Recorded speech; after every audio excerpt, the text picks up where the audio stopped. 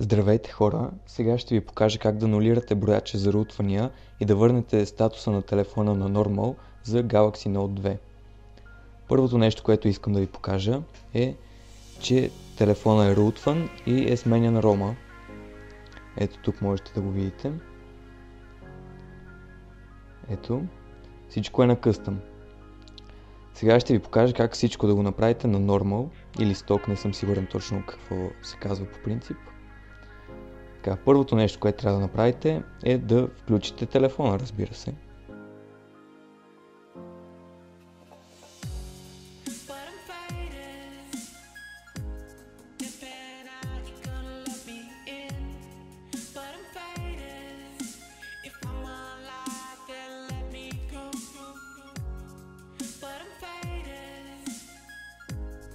Сега, първото нещо, което трябва да направите е да отворите програмата Triangle Away.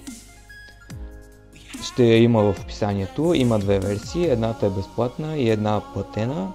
Безплатната се тегли от XDA Developers, а платената от маркета. Отваряме я. Трябва да дадем права за root. Трябва да сме сигурни, че това е модела, пише го в настройките. Така. И трябва да изтеглим малко работи, за да стане.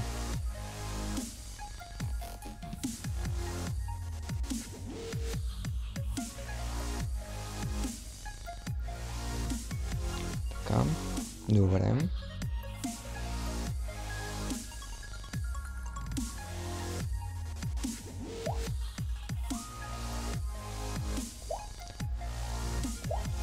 Така, първото нещо го направихме, сега трябва да цъкнем тук и да изчакаме докато той си свърши работата.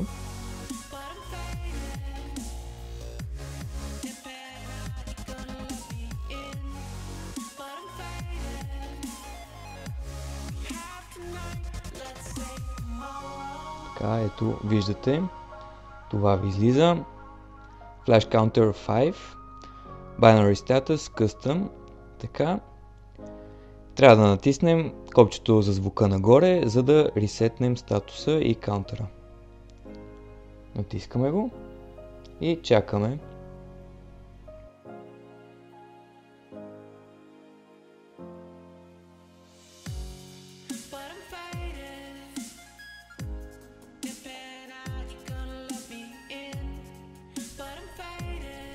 Сега, следващата стъпка е да влезем в Download Mode. Изключваме телефона.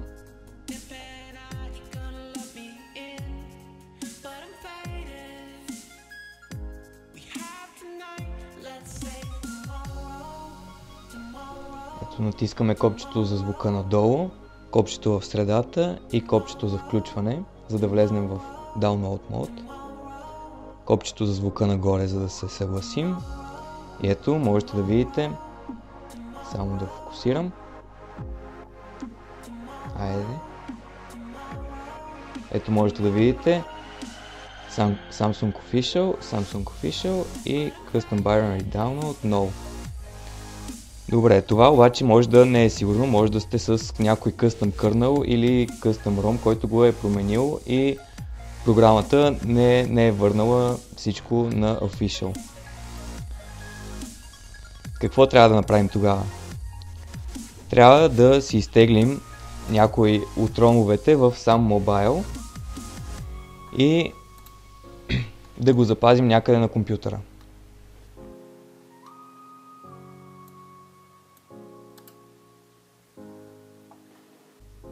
Следващата стъпка е да го разархивираме и след това да отворим Odin и там да изберем като PDA файла, който сме изтеглили и просто връзваме тогава телефона към компютъра и цъкаме Start. И програмата започва да качва този стоков ROM на нашия телефон.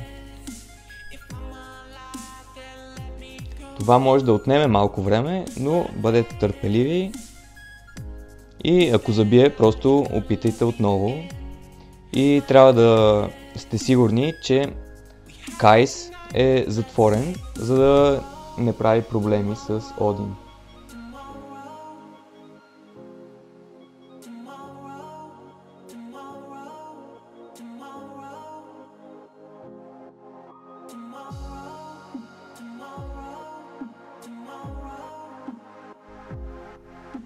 Когато това свърши, вече може да затворим Odin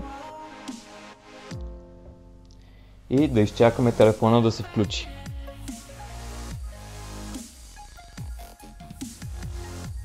Ако сега влезете в Boot Loop, просто можете да влезете в Recovery и да лайпнете дейтата или Factory Reset да направите. Едно и също нещо е.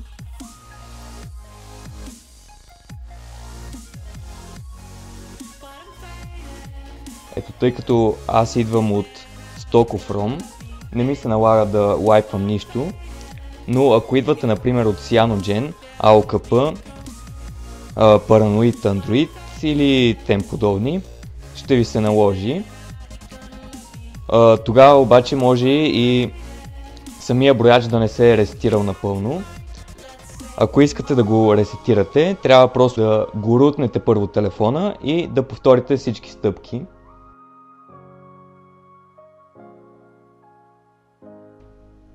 И ето, все пак да ви покажа, че всичко е точно.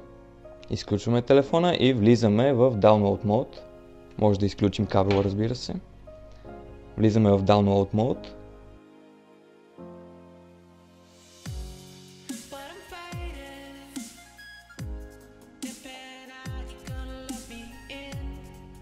Всичко е официално.